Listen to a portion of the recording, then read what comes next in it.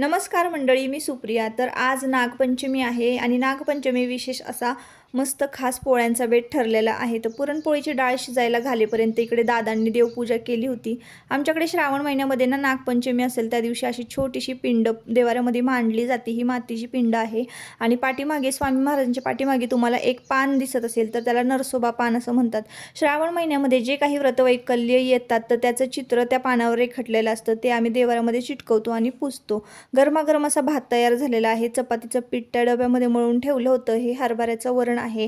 Recipe share केलेली आहे, link खाली देते मी मोठ्या व्हिडिओची.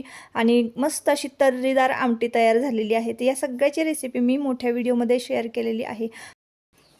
तर चला आता मस्त अशी बघा तयार झालेली आहे आणि आता आपल्याला जायचं आहे गावात जिथे नागोबा असतो तिथं. गाणी भारी म्हणतात ना. धर बाबू.